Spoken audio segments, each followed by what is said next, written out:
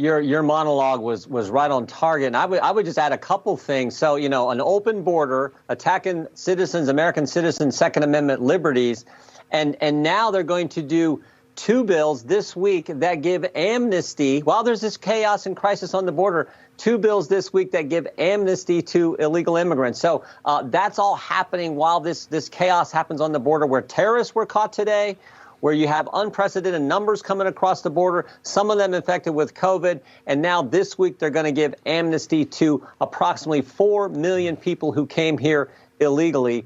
I mean, only the Democrats would embark on such a crazy agenda, but that's exactly what they're up to. Well, I promise you that the rest of the migrants coming this way are getting that message, and so they're hoping for amnesty. You know, I wanted to give you time to talk today, which is why I could have gone on and on with more on the list, Congressman. Well, I mean, what about our First Amendment rights? Our rights to free speech and religion all under attack, correct? Right. Via the cancel culture and everything else, you know, this idea that, you know, under the First Amendment, your right to practice your faith, you couldn't do that over the last year because Democrat governors, Democrat mayors were telling people they couldn't go to church. So your right to practice your faith, your right to assemble, your right to petition your governor, freedom of the press.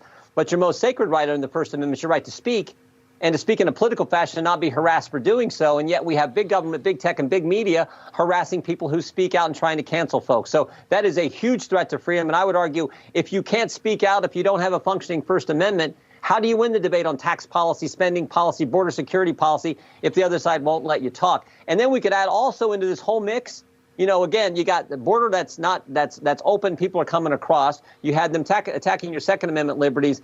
And, oh, remember, they did a police reform bill 2 weeks ago that defunds the police in this country. So funding the police is not going to hurt Americans, but defunding the police is, and that is now an official position of the Democrat Party. So that exacerbates this whole situation as well. Have you ever seen it move this fast in such a negative direction in your time in Washington?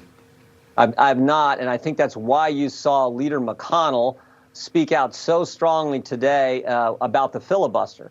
Because, frankly, you know, over the last couple of weeks, Democrats have radically changed election law, radically changed police law, radically changed gun laws. We had two of them last week. This week, as I said, they're going to radically change immigration law and give amnesty to 4 million Americans while all this chaos is on the border. So they're moving in a radical direction. But those are bills that just passed the House. They can't pass the Senate unless they change the filibuster. And you're now seeing Democrats talk about doing that. That's why I think you saw Senator McConnell speak out so strongly and says, look, if you do this, if you go down this road, we're going to push and fight back every step of the way. And, well, they should.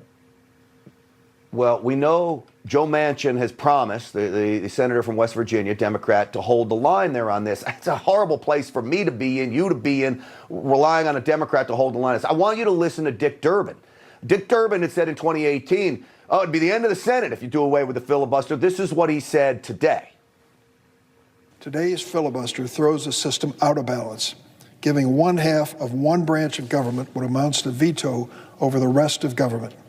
It promotes gridlock, not good governance. What about that nuclear option, doing away with the filibuster? Well, I can tell you that would be the end of the Senate as it was originally devised and created going back to our founding fathers. All right, so there you see, today and 3 years ago, how they changed their tune. Congressman, I'll give you the last word. It's frightening to see that. Yeah, it is, particularly when the country is so divided. And so, I mean, the Democrats have about a 5-seat majority in the House. It's 50-50 in the Senate. We had this amazingly close presidential election, and yet they're doing these radical things. Normally, when you make big public policy changes in the country, you do it in a bipartisan fashion. You don't do this radical left stuff. But that's exactly what they're doing with the slimmest of margins. So if they change this, it will do damage to the country in a big way. I hope they don't. And we need to continue, just like you're doing, Grant, speaking out against all the radical policies coming from today's left.